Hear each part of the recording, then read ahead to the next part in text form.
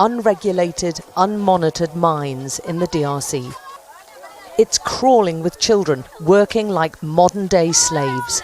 A 12-hour-long day of punishing work may earn them the equivalent of £1. So they're going to either have less efficiency or they're going to go without. You know, take a look at the electric car situation. They're trying to force everybody to buy electric cars, but they don't think of the long-term impact on the environment. A lot of these electric cars are ending up in, junk heaps with toxic batteries that have no way to be recycled. So I don't think they think these things through. You, sir. I'm Otto von Werner. I'm Swiss. I'm a watchmaker. And I suppose you were a neutral during the war. I said I was Swiss. I was never a neutral. I was just taking the orders. Sorry, but humble detective think you are lying. And I think you are a fool. Now, wait a minute. You can't talk that way to the world's greatest detective.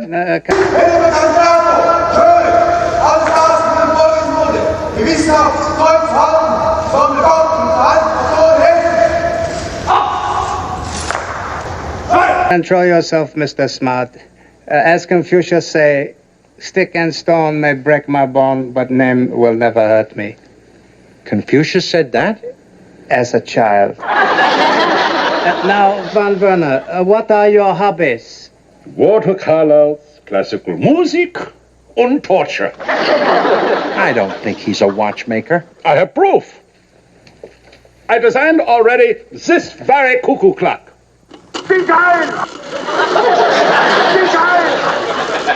It's not 2 o'clock.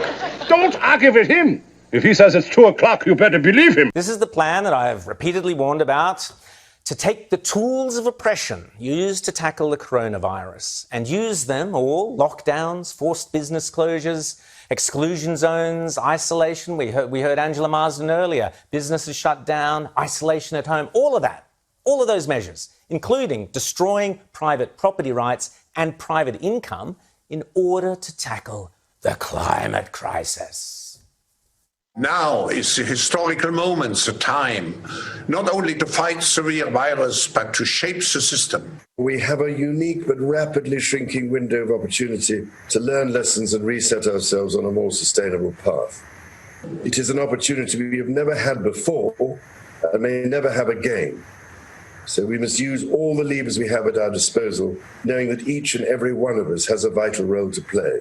The Great Reset is a welcome recognition that this human tragedy must be a wake-up call. It is imperative that we reimagine, rebuild, redesign, reinvigorate and rebalance our world. Rebalancing investment, harnessing science and technology, and advancing the transition to net zero emissions, all elements of the Great Reset, are fundamental to building the future we need. And that last one was the clown Guterres, who was at the Climate Ambition Summit, telling us the world is going to cook by 3.5 degrees or something by the end of the century. Yeah, right.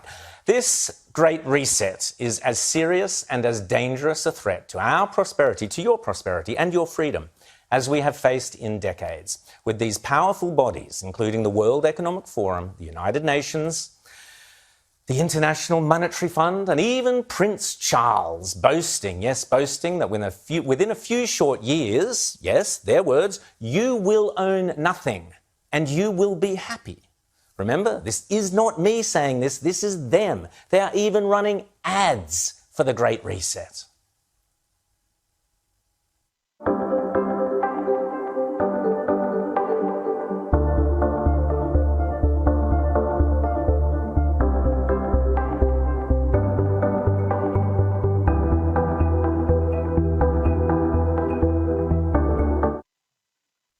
Who is willing to address those issues in a spirit which means to exercise here true global citizenship.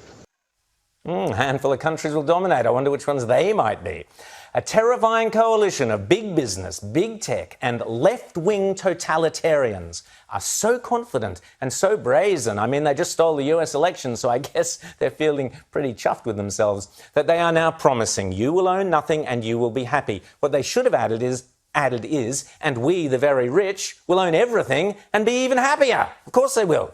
The great tragedy here is that Prince Charles is involved in this fascist, corporatist global push and is thereby putting our entire constitutional monarchy at risk. Queen Elizabeth, please give the bloke the punt.